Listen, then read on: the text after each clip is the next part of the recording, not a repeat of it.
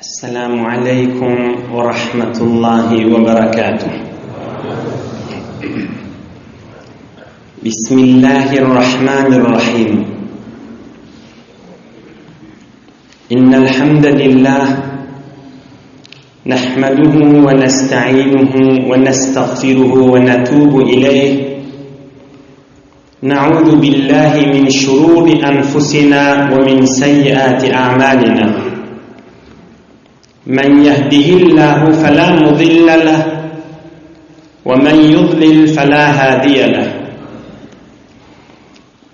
الحمد لله عدد خلقه ورضا نفسه وزنة عرشه ومداد كلماته. اللهم صل وسلم وبارك على عبدك ونورك إمام المتقين سيد المرسلين سندنا شفيعنا مولانا إمام المتقين محمد وعلى آله وأصحابه وأنصاره وأتباعه أجمعين. لا أسألكم عليه أجرا إن أجري إلا على رب العالمين. اللهم وفقني لبيان ما يحتاج الحاضرون إليه وما يصلح أحوالهم. بيك الله تبارك وتعالى طاعات إبادت لنذي خير دعاء لنذي إحسانات لنذي قولق لنذي محبت لنذي لطف كرم بلن قبول تبتن dininizi, dünyanizi, ahiretinizi abad etsin. Aziz vatanımızda emniyet, amanlık yürer, mehabbet, ittihat yürer, iman, İslam, Kur'an ve akidanın, mezhebimiz yürer durmadan büyük Allah ayırmasın. Hazreti Mahtumul İşan aydiyer, elif Allah yoludur, doğrudur, gitmek gerek. Elif, ti, si, cim, her harftan, elifin her harfinden ders alıp aydiyer. Cemaat, elifin her harfinden ders alıp aydiyer. Cemaat, elif bin her harfinden ders alıp elif yani Allah yoludur, doğrudur, gitmek gerek. Mahtumul İşan şu ders alıp Türkmen doğullarına savgat ettiler. Elif ba, b'den namarttır. Bir Hudanın birliğini bir hak bilip bitmek gerek. Ta, ti de değil. Elif ba, ta, tövbe istiğfar edip bu dünyadan ötmek gerek. T'den tövbeni alıptır. Dünyadan geçende iman menen Allah'ın kapısına yıkılıp geçmek kavudur. 3 noktalı sa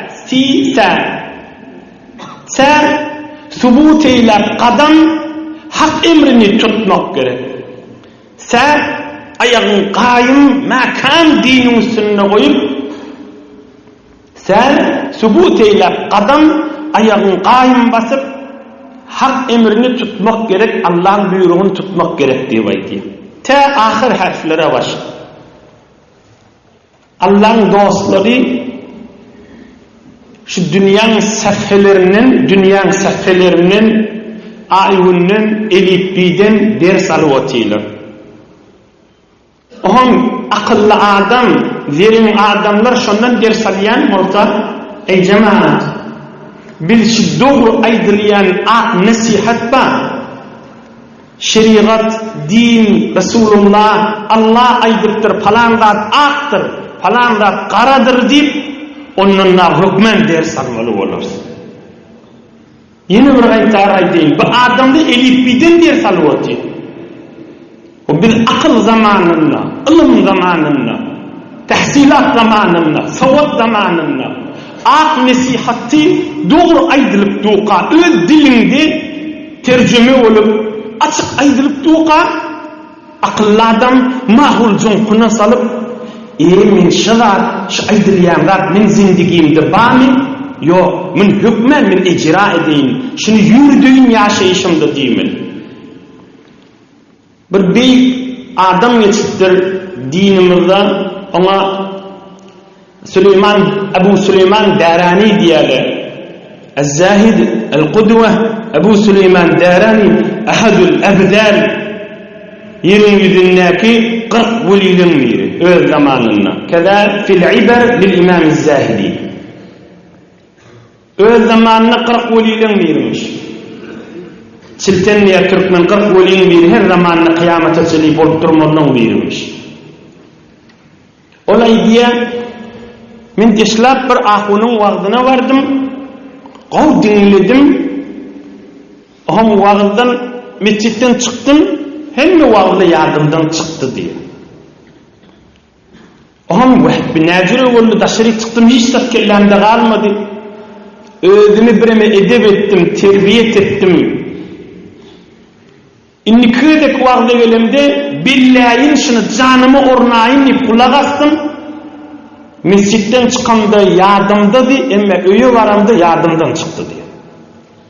Deslap molla wagtynda, deslap sofu wagtynda, deslap wagt nasihat eşitip başlanynda, ýaş wagtynda. On soňram neçe wagt soňram wagty geldim, dinledim, eşitdim, ýürümi ýazdym, daşary çıktım yardımda, öýe bardım, öýde de yardımda, elhamdülillah diýdim. Ine çyn nasihat, elhamdülillah bu mahalka zäpitler bolýar. Hemme kişinin savadu var. Muhim nükteler, muhim bir zindigide gerek zatları yaktaş etip koyup günni adam gözlemek gerekti. Günni üstünden gözleme gerek. Şıcal gurlumda aydin oham geliyle asil gurlumu. Ey cemaatlar, hamanı bir derdi oğla idiyarda, ey can oğulluya, şu falan işleri etme, bidirektir diye. Oğulla ki ödüm bilyen bir zatlar diye. Yönü hiç edin akşı bilyen zatını.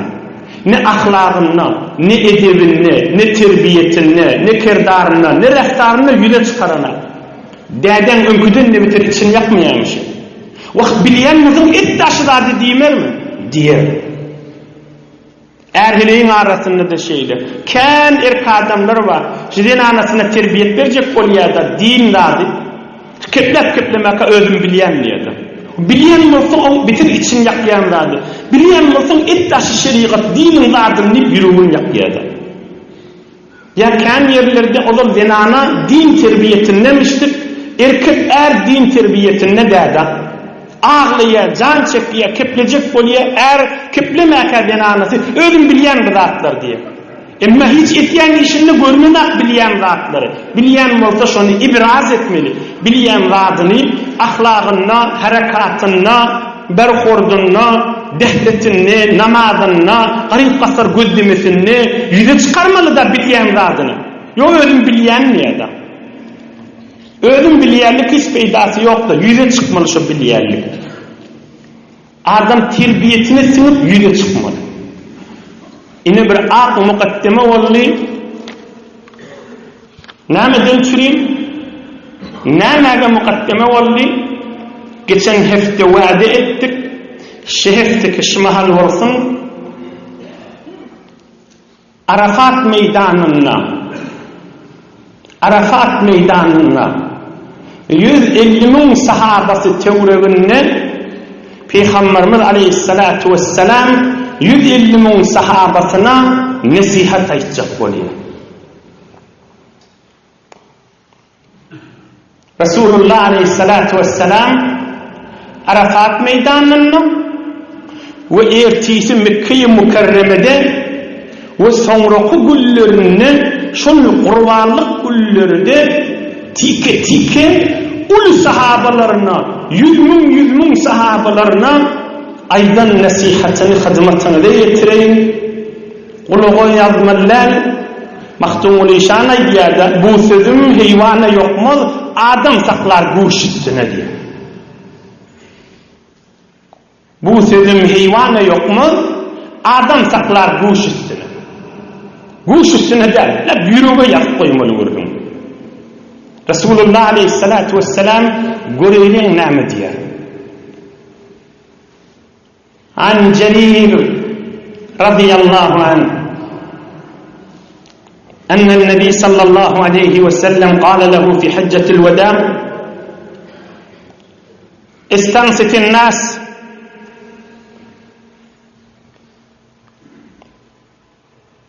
diyetine miniptir hak Resulullah aleyhisselam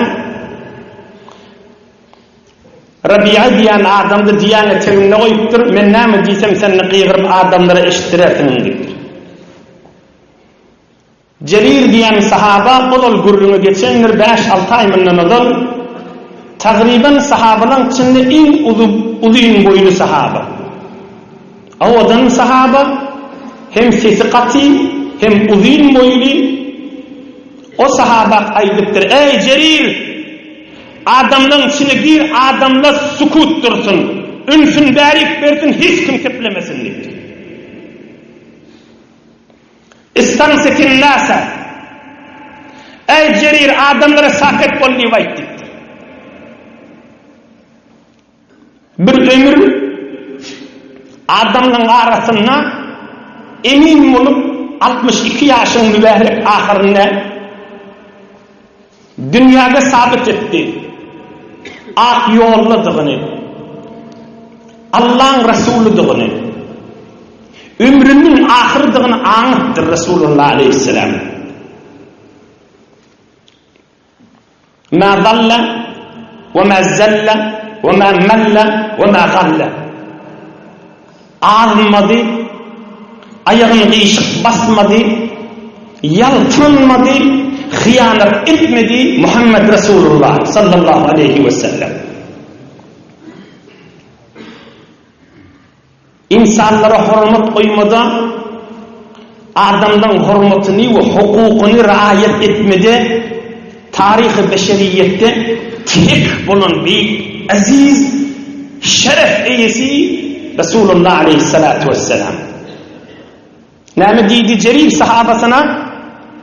Adamları saket etsin dipdir. Alem cihani özüne sukut ettirdi. Tarihte bada anne. Sana maňa ýetýär. Sukut kulak as Resulullah näme diýär?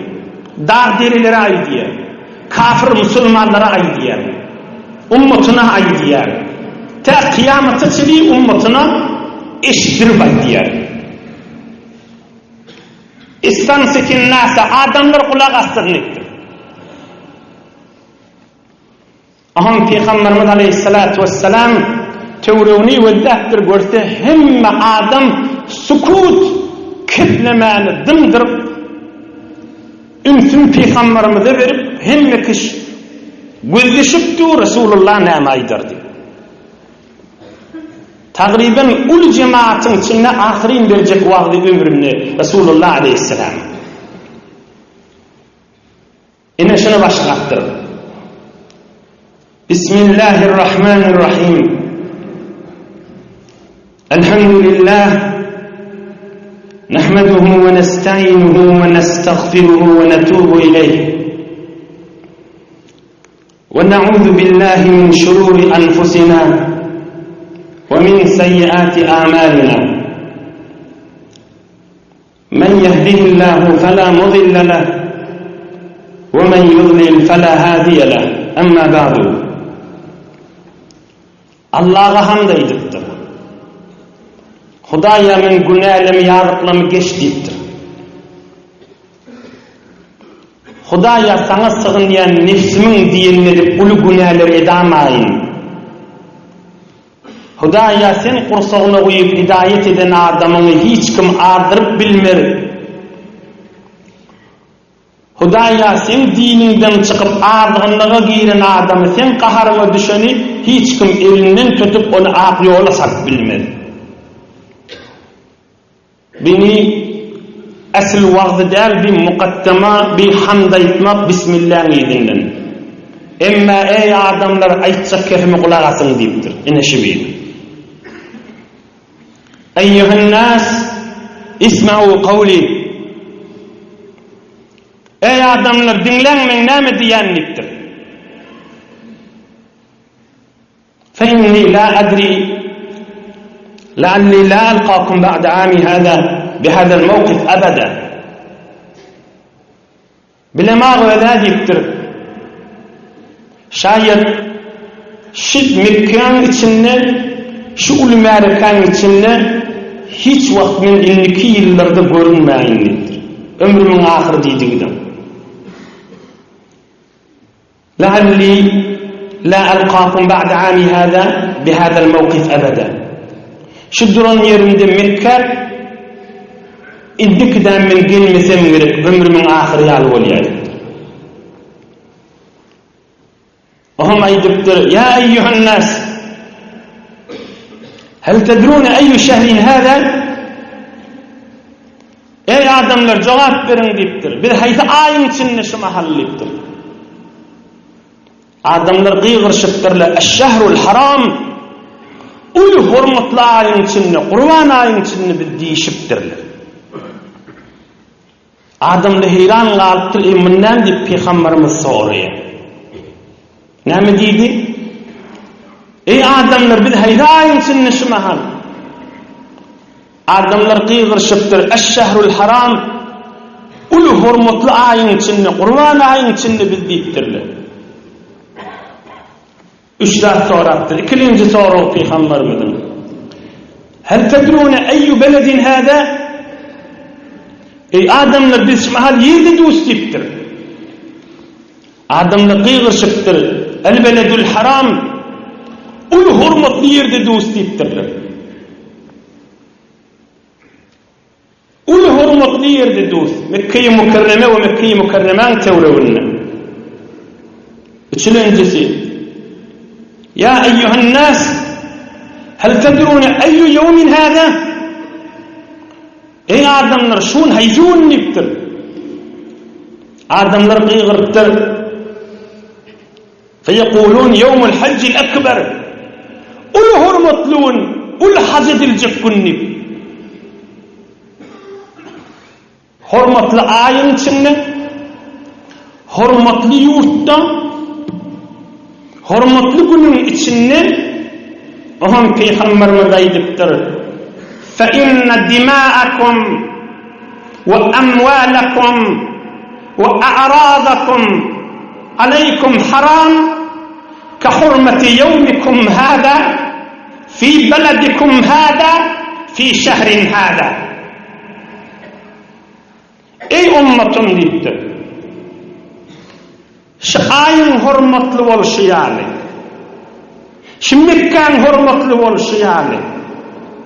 Şu Qurbanlyk günüň hormatly bolşy ýaly. Musulman musulmana qanynyň da hormaty bardyr.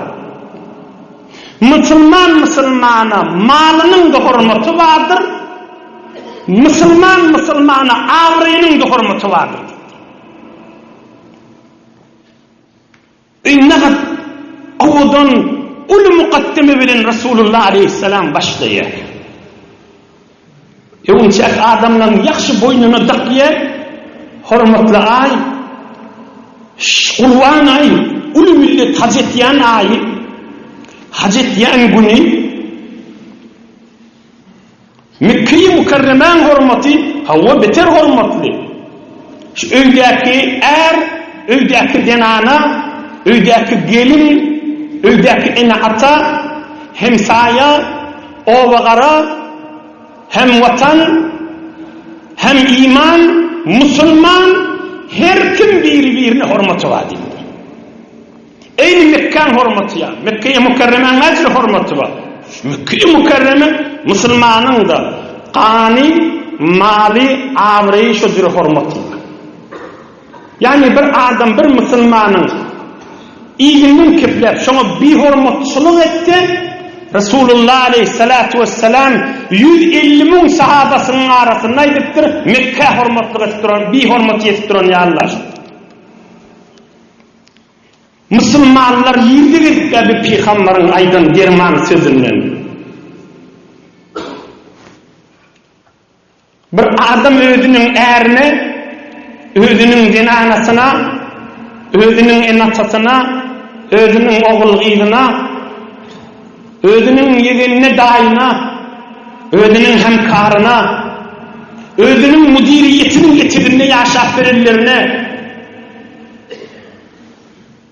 öz tanıyan adamsana, öz katnaşayan adamsana, o tanımayan, o katnaşmayan adamsana da hormat koymak lazım deyiptir Peygamberimiz Aleyhissalatu vesselam. Cemaatler bir fikir etken görün. Elhamdülillah şu 3 milyon içinde yaş oluyor, yaş kiçi, ahun karaçı, savatlı, öylünmedik var. Şiir mansı bir yerde din terbiyet verilen olsa dislap terbiyet verilmelidir. Bir yerde içtimai terbiyet verilen olsa evvel şuna etmeli. Bir adam içtimai terbiyet verilip da her yerlerde olsun. Bir öyün için ne olsun? Ya amuz perverişin üstünün yürüyen bernameleri olsun. Ya bir adama iktisadi terbiyet verilen olsa şunu aytmalılar. Şul adamın zihninde olsun, bir adamın mali, bir adamın cani, bir adamın abrayını hurmat koymak men vazifemdir deyip şun kanını tinmeliler. Bir adama siyasi terbiyet verilen olsa Müslümanlar Muhammed Peygamber şey deyiptir deyip şun terbiyetine salınmalılar. Bir adam infiradi terbiyet koruyan olsa verziş et yağmana. Şun da terbiyetine aydılmalıdır. Erhileyin arasını zindigin terbiyet verilen olsa şuna aydılmalılar. Kaş aydılyan olsaydı dünya Müslümanların yanına o Müslümanlar da kendi yerde azatlık görürdü. Müslümanlar da kendi yerde azatlık görürdü. Erhileyi oluptur, izdivac ediptirler. Erhileyi han, akdediliptir, ikisi bahan gelmeli. Henüz de yadında yok da oğlum uşaklı oluptur. Men şıl adamı hurmat koymak lazım vazifemdir deyip ya erhileğine ya heley erine bir yedek kulağına aydılmanlardan. Bir yedek aydılmanlardan. Cemaatler Resulullah Aleyhissalatu vesselam'ın biren nasihati yerde aydılmanlar. Bir sahabalarının boynlarına takıp Kurban ay hurmatlı ay, Mekke-i Mükerreme hurmatlı şehir, Kurbanlık gün hurmatlığın adamların da avrayışıdır hurmatlılıktır. Adamların da canı malı hurmatlılıktır. Yani inanın, yani şunu bir hurmatı etyen adamın günahı ağır. Cemaat, akılaş oğlunmuş onun yanına aytmağa. Yani bir adamı bir hurmatı etmenin günahı ağır. Ve bir adamı hurmat koymağın da soğabı kan. Çünkü hem insan Müslümanların bir zihni var da hamana tesvih sanamak dinine bas soğab, umra gitmek soğab, emme birine hurmat koymak bir dinin bernamasıdır deyip insanların zindagisinden hasf olup barıyada. Emme Peygamberimiz Aleyhissalatu vesselam ulu milleti sakit edip nemaydır kan Peygamber, nemaydır kan alim cihanı sakit ediptir, aydıptır birinin hurmatını saklamak lazım deyiptir. Avvallaşına aydıptır.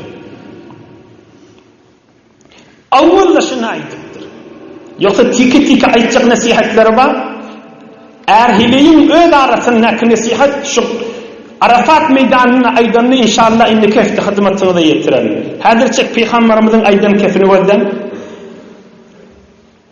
Oham aydıptır hurmatı var da hem her kimin oham Resulullah can aydıptır. Ala hal bellagtu? Kalu naam. Ey adamlar deyiptir. Men vazifemi bitirdim mi? Deyiptir. Mübarek ömrünün ahırda ey adamlar deyiptir. Men boynumdan savdum mi? Deyiptir. Ey adamlar, men size iştirdim dämi diýipdir. Adamlar himmet kıygırşıptır. Hawa ya Resulullah, sen amanatı täbir verdin. Hudaý buyurýaşyny aýt diýip, o da aýtdym diýdi de Resulullah janna. Adamlar da kıygırşıptır. Hawa ya Resulullah diýip Peygamberimiz aleyhissalatu vesselam aýdypdyr. Allahumma eşhed. Hudaýa sen şahit bol, men wezifämi bitirdim diýdi. Gaýtaýdyn. Ala hal ballagtu? Ey adamlar, men iştirdim, wezifämi tawdymmy diýipdir. Adamlar kıygırşıptırlar. Nam, hawa ya Resulullah, işitdik, sen ne işittirdin? Resulullah can aýdypdyr. Allahümme eşhed, Hudaýa şahit bol, men wezifämi bitirdim. On Peygamberimiz aýdypdyr. Felyuballighiş-şahid el-gaib. Ey sahabalarım, işitdiňizlermi? İşitmediklere gayrat edin, işittirin diýipdir. Ey işitenler diýipdir. Gayrat edin beýlikleri, işitmediklere, haja gelmedikleri barda. Şu 150 000 nefer sahabalarına 150 000 neferin tewrebi şolara aýdypdyr. Gayrat edin, işitmedikleri de işittirin, ştak gelmediklere. Farubba muballagin aw'a min as-sami'.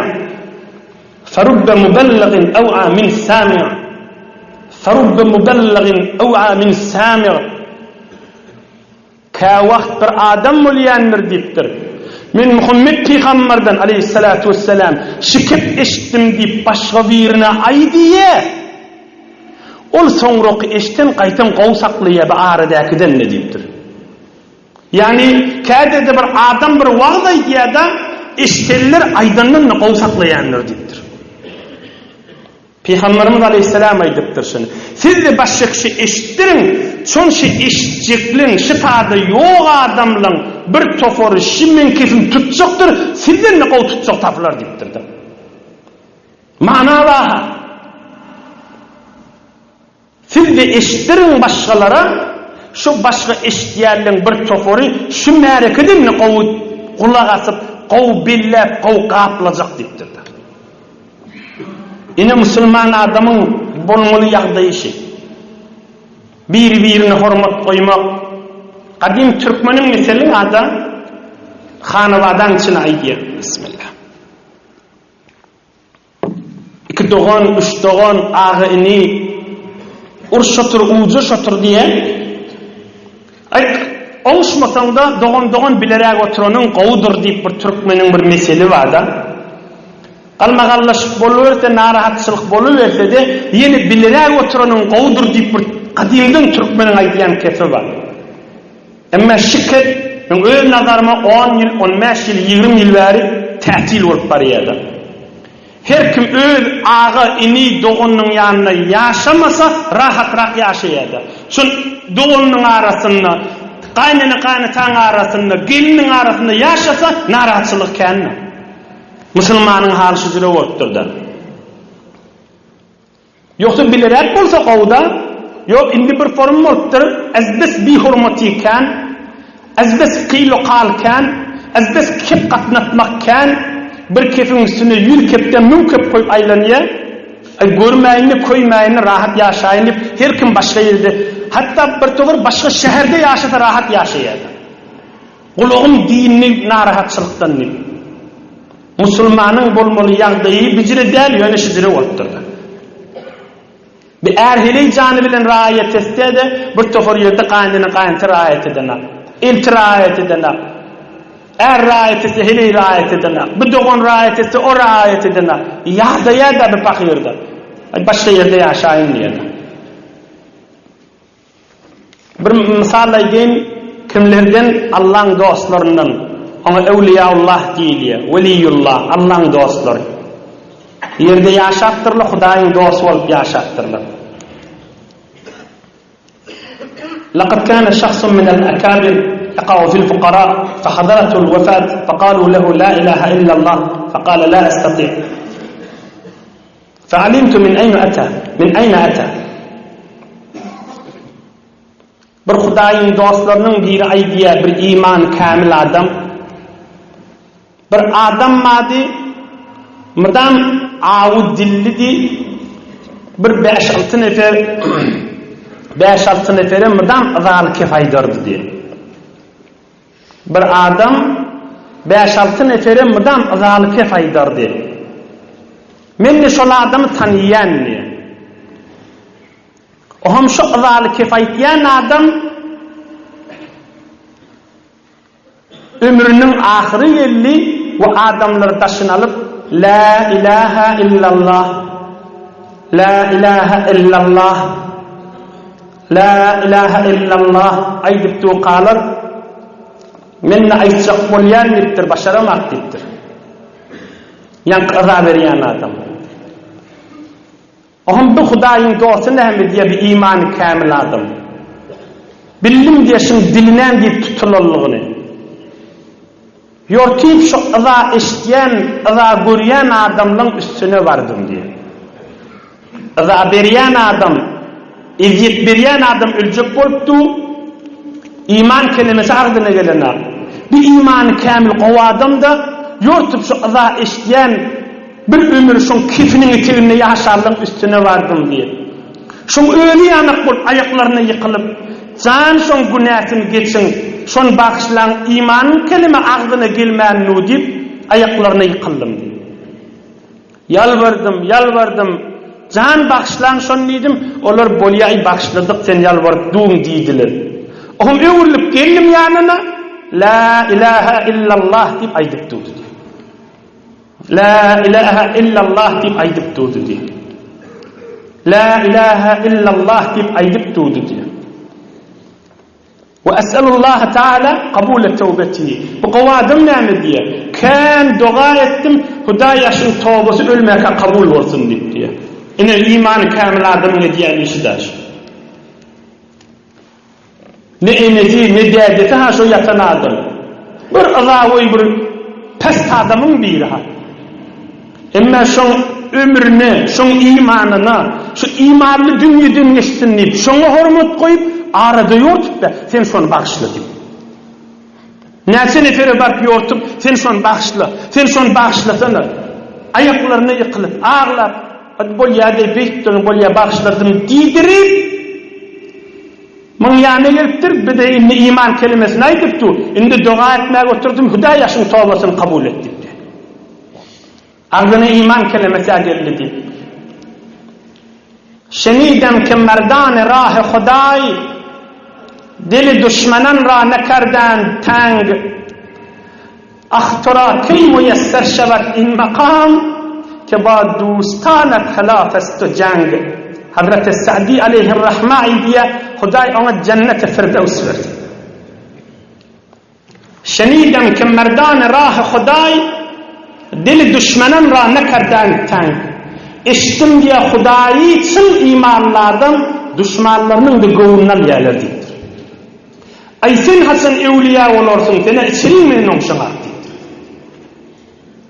Şenidem ki merdan-ı rah-ı Huday, dili düşmanın ra nekardan tang.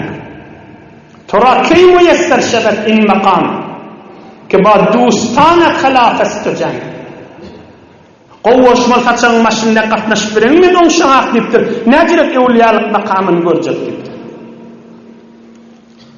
Inni bir amana bir jawan oğlan, kan jawan oğlan elhamdülillah eşitipdi da. Men näme netije almalı? Men şu jamiyede men näme netije almalı bir soru hukmen gelýär. Şu ululunglardan azamatlı görünümlerden neticesini aydıp vereyim, kadrini bildirman görünüm. Neticesi şu ulul bariyan Hudaysın izzetini, imanını, ağrıyını, ıskılın Huday bollan versin inşallah'dan. Şu ulul bariyan avval kim muhimler kip diyenlerin kulak asma. Şu kipi kulak asıp zindigiyle dargayarda. Bir 20-30 yıl, 40 yıl bundan olur bir görümlük yani yaşlılardan eşitler. Bir mert adamları yetiştir. Mert dinanıları yetiştir. Şunun yani fuzulçılığı edip kefaydalılarına ay ketdiler innat bölmelerdir dip yeni öz önkü mehabbetleri bilen yaşayanmıştı. Şol adamlar şayet oturup zikredip ya pirlere katnamayan bolsun. Kan oturup zikretlerlerden qowda şol adamlar. Kıyamet gün görürsünüz şol adamlar. Derecelerinin yokurduğunu. Olur kefin idinle dermiş. Olur kefin idinle dermiş. Olur kefin idinle dermiş. Olur zindigin içinde mertmiştikleri. Olur kefin idinle dermiş. Eneden cavan oğlum. Olur baryan zindigin içinde eneden, denanadan, hemsayadan, başka birinden insanların gayrati etek düşen zaman bolupdur. Gerekmeyecek gurrunları da katışıptı, birini yamallattı, bidirek gurrunları giyiriptiler, sen kep kulak asma. Kadim Türkmenin bir mert adamları var, öğüler karaçı olsa, Türkmen karaçı diye de avam deydi da, öğüler avamın içinde de olsa da şıcıriyede mertmiştikleten şolardan var. Şın bir neticetişi da. Kefi imnete o yürüğün ağırt diyendir. Oğlum kefi eşitleyen de falani bana şey deydi mi? Şu hemsaya mı? Ya şu kaynata mı? Şu kaynana mı? Şu köylük mü? Ya şu ene derdem mi? Ya şu doğunun bana şikefa etti mi? Hatmen şeyle mi diye inni bir tarafı bir hormati yetip başlaya. Şunu kulak asmallarla. Bolya sağ ol nimet. Eşittim bolya tanrıya kasın nimet. Neticesinin bir irişi de. İkilenci neticesi özün Hudayın öz toğabım deyip, öz kıyamatım deyip, öz kabrım deyip, öz buzurguvarıyım deyip, öz şahsiyetim deyip, öz heysiyetim deyip, öz ululuğum, bir mert musulmançılığım deyip, özünden başka kişi hormat koy, Huday sana kan padaş verir. Deslakı kep inlemesizlik bollu da, İkincisi başka kişi hormat koymak. Hamanı birinin için yanıqlı, Huday için yurt yanına. Hakkın olsa hakkına yetiş. Hakkına yetişmek şeriatta bağdat, ona vurun yok. Ama bir muhim zat der. Yönü kep olacak inni iyidarlasın. Allah için yurdun tarafı hormat koyduğun olur. Gerçi taraf erzeşi yok ha hormat koymağa. Onu da hormat koy. Huday niyetin bilip duranlar, Huday'ın yanında holça aziz olursun. Kan Recevay arada tutmalardan sen soğabın kan olur. Birini eşittiram al vurrunları var da, ay eşittirip verme. Gerekmeyecek vurrunda. Bir şugulluk etmek, narahatçılık etmek, yürüyü ağırtmak, zindigiler bolmak, bittirip verme dati, nem peydan var diye. Onunla taraf kulak asmaya, seninle kulak asma. Kep diğerlerin kulak asmasızlık ve öl yanından yaktaş etti yazdı koy, men birine hormat koysam, erhili, doğan, ene ata, hemsaya ve her kime bolsun Resulullah Aleyhisselam'ın mübarek sözünü Huday bana padaş verecekmiştir. Eynin Mekke'ni hormat koyup duran ya Allah, Mekke'ye mukarremani. Sana işi düşüp gelen adam, sen amzan şuna gerekmiştik, sen elinden tutmağın gerekmiştik. Gel ağam sen şitadan git, o otağa gir, ondan tam o otağa gir yola salmağın. O şuna menleş, hormat koymakta, belli celatta. Ödümden çüreyim soğat yığına. Ne mi bilin? Hormat koymak bilin. Ne mi bilin? İhtiram, hormat koymak bilin. Ne mi bilin? Hormat koymak bilin. Bir yerlerdeki şeytan seni vasvase diye şunu ayıp deyip ayıpma. İhtiram o tarafa. Peygamberimiz Aleyhisselam yidinden aydıptır. Ve innekum setelqavne rabbakum feyes'elukum an a'malikum. Yine 6-7 dakika vaktimiz var. Ey ummetim deyiptir. Hiç kim dünyadan geçeceksiniz deyiptir. Şu işbölümün içinde bir nefer kalmandır. Bir nefer kalmandır, 1400 yıl geçiptir. Hiç kim dünyadan geçeceksiniz. Bu bir de hemmemizde geçecektir. ve hemmamideki eşektir. Adına büyüsen ma çemelli düzülür, çemen senin guril ciren evlenir. Hemmamideki eşek.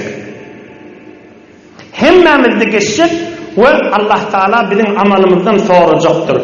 Ohum şu koyun hormatın şonda derdine diyor.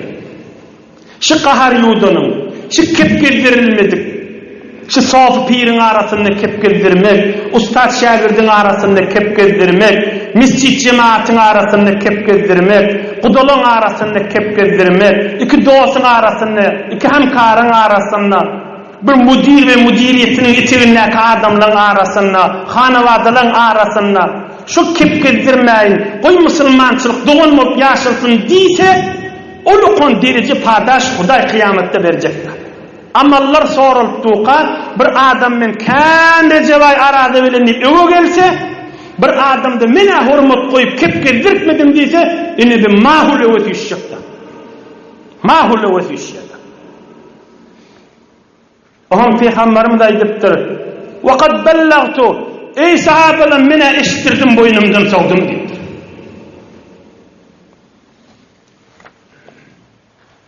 Ama mağzam Ebu Hanife'nin şagirdi İbn Mübarek'ten kan eşittirdi. Marli İbn Mübarek. Şolay diye şon zamanında bir cavan oğlanmamış, öyle 35 yaşın teorunu dünyadan geçiptir aşır cavan oğlan. Abdullah İbn Mübarek şona diyenmiştik, Arusul Ubbad, sofulun oğudunu girişivi diyenmiştik. Diyen işine diye, yürüyordun aydanap. Sofulun girişivi şudu diye.